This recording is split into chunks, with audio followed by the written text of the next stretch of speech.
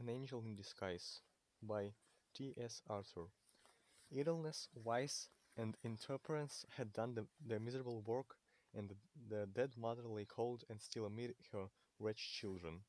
She had fallen upon the threshold of her own door in a drunken fit, and died in the presence of her frightened little ones. Death touches the spring of our common humanity. This woman had been despised, scoffed at, and angrily denounced by nearly every man, woman, and child in the village. But now, as the fact of her death was passed from lip to lip, in subdued tones, pity took the place of anger, and sorrow of denunciation.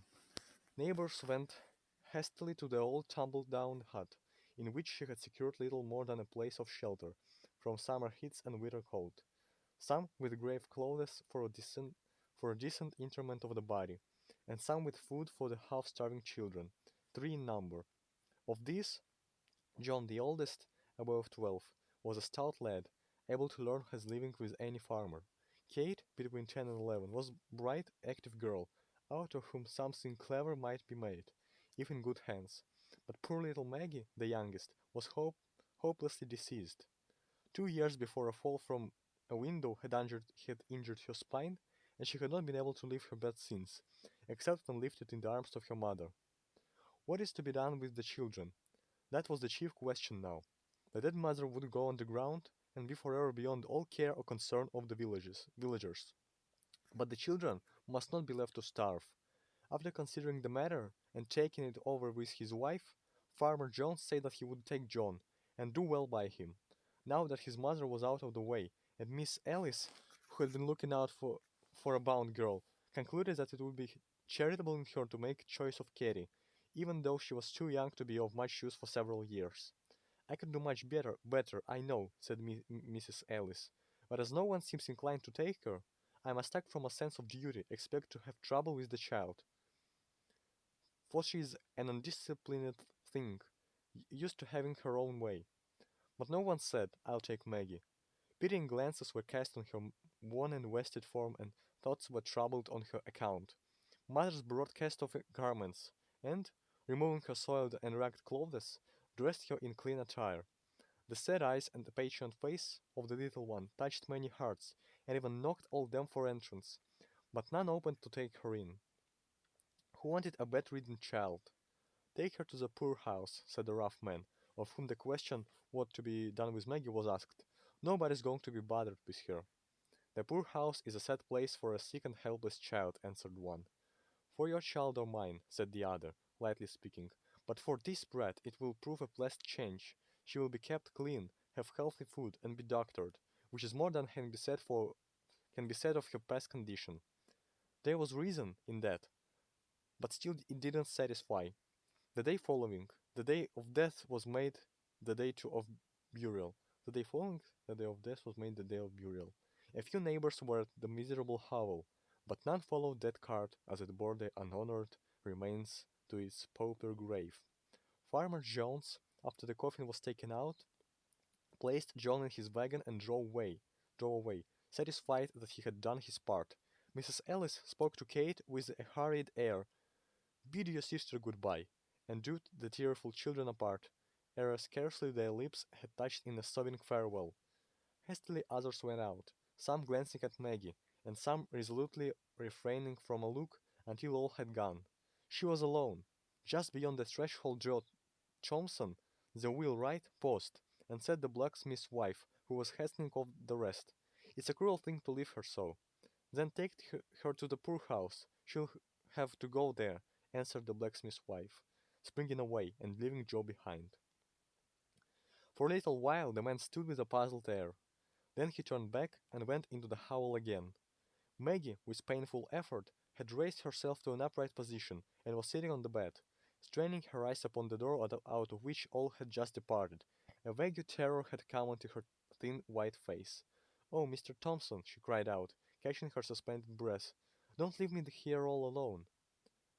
Though rough in exterior, Joe Thompson, the wheelwright, had a heart, and it was very tender in some places. He liked children, and was pleased to have them come to his shop, where sleds and wagons were made, or mended for the village lads without a draft on their hoarded sixpences. No, dear, he answered in a kind voice, going to the bed and stooping down over the child. You shan't be left here alone. Then he wrapped her with the gentleness almost of a woman in the clean bedclothes which some neighbor had brought, and, lifting her in his strong arms, bore her out into the air and across the field that lay between the hovel and his home.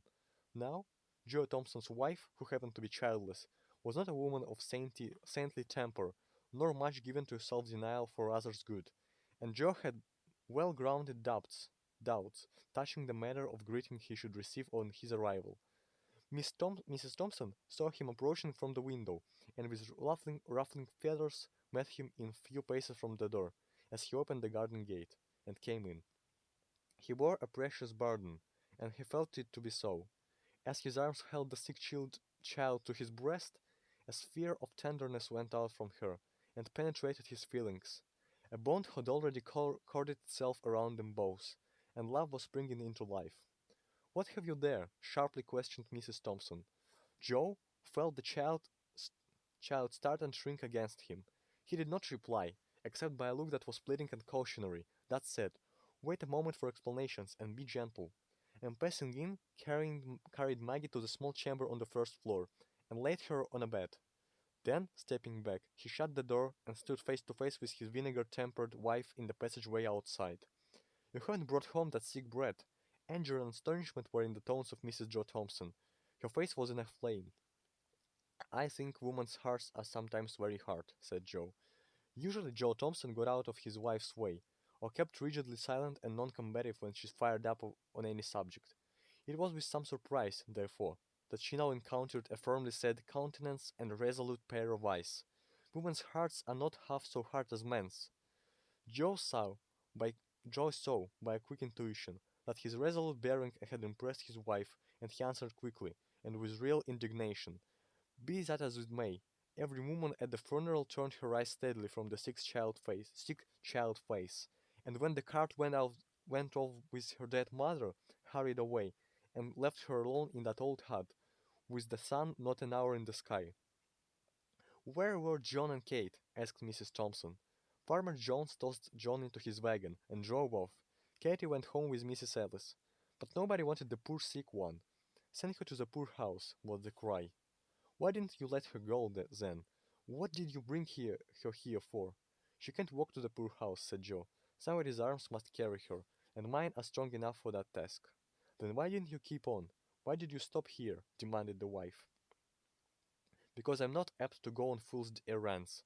The guardians must first be seen, and a permit obtained." There was no gainsaying this. "When will you see the guardians?" was asked, with irrepressible impatience. "Tomorrow." "Why put it off till tomorrow? Go at once for the permit, and get the whole thing off of your hands tonight." "Jane," said the wheelwright, with an impressiveness of tone that greatly subdued his wife, "I read in the Bible sometimes, and find much said about little children, how the Savior rebuked the disciples who had who would not receive them, how he took them up in his arms and blessed them, and how he said that whosoever gave them even a cup of cold water should not go unrewarded. Now it is a small thing for us to keep this poor motherless little one for a single night, to be kind to her for a single night, to make her life comfortable for a single night." The voice of the strong, rough man shook, and he turned his head away, so that the moisture in his eyes might not be seen. Mrs. Thompson did not answer, but a soft feeling crept into her heart. "Look at her kindly, Jane." "Speak to her kindly," said Joe. "Speak to her kindly," said Joe. Think of her, think of her dead mother, and the loneliness, the pain, the sorrow that must be on all her coming life, must be, must be on all her coming life. The softness of his heart gave unwonted eloquence to his lips. Mrs. Thompson did not reply, but presently turned towards the little chamber where her husband had deposited Maggie, and, pushing open the door, went quietly in. Joe did not follow. He saw that her state had changed, and felt that it would be best to leave her alone with the child. So he went to his shop, which stood near the house, and work until dusk evening released him from labor. A light, shining through the little chamber windows, was the first object that attracted Joe's attention on turning towards the house. It was a good omen. Good omen. The path led him by these windows, and, when opposite, he could not help pausing to look in. It was now dark enough outside to screen him from observation. Maggie lay, a little raised on the pillow with the lamps shining full upon her face. Mrs. Thompson was sitting by the bed, talking to the child, but her back was towards the window, so that her countenance was not seen. From Maggie's face, therefore, Joe must read the character of their intercourse. He saw that her eyes were intently fixed upon his wife, that now and then a few words came, as if in answers from her lips, that her expression was sad and tender, but he saw nothing of bitterness or pain. A deep drawn breath was followed by one of relief, as a weight lifted itself from his heart. On entering, Joe did not go immediately to the little chamber. His heavy tread about the kitchen brought his wife somewhat hurriedly from the room where she had been with Maggie. Joe thought it best not to refer to the child, not to manifest any concern in regard to her. "How soon will supper be ready?" he asked. "Right soon," answered Mrs. Thompson, beginning to bustle about. There was no asperity in her voice. After washing from his hands and face the dust and soil of work, Joe left the kitchen and went to the little bedroom. A pair of large bright eyes looked up at him from the snowy bed, looked at him tenderly, gratefully, pleadingly. Now his heart swelled in his bosom. With what a quicker motion came the heartbeats. Joe sat down, and now, for the first time, examining the thin frame carefully under the lamplight, saw that it was an attractive face, and full of childish sweetness, with suffering had not been able to obliterate. "Your name's Maggie?" he said, as he sat down and took her soft little hand in his. "Yes, sir." Her voice struck a chord that quivered in low strain of music. "Have you been sick long?" "Yes, sir." What a sweet patience was in her tone. "Has the doctor been to see you?" "He used to come." "But not lately?" "No, sir." "Have you any pain?" "Sometimes, but not now." "When had you pain?" "This morning my side ached, and my back hurt when you carried me." "It hurts you to be lifted or moved about?" "Yes, sir." "Your side doesn't ache now?" "No, sir." "Does it ache a great deal?" "Yes, sir, but it hasn't ached any since I've been on this soft bed." "The soft bed feels good." "Oh, yes, sir, so good." What a satisfaction, mingled with gratitude, was in her voice. "Supper is ready," said Mrs. Thompson, looking into the room and a little while afterwards. Joe glanced from his wife's face to that of Maggie. She understood him, and answered, "She can wait until we are done. Then I will bring her something to eat." There was an effort of at indifferent There was an effort at indifference on the part of Mrs. Thompson, but her husband had seen her through the window, and understood that his coldness was assumed. Joe waited, after sitting down to the table, for his wife to introduce the subject uppermost in both of their thoughts, but she kept silent on that theme for many minutes, as he maintained a like reserve.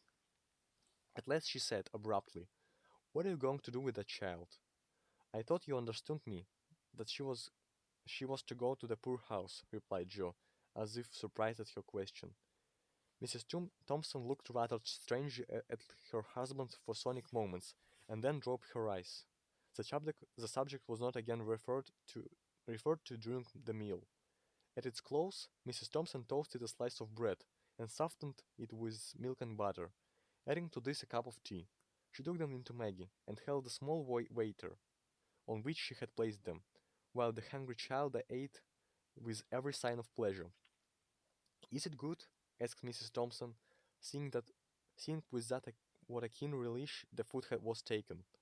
The child paused with the cup in her hand, and answered with a look of gratitude that awoke to new life old human feelings, which had been slumbering in her heart for half a score of years. "We'll keep her a day or two longer.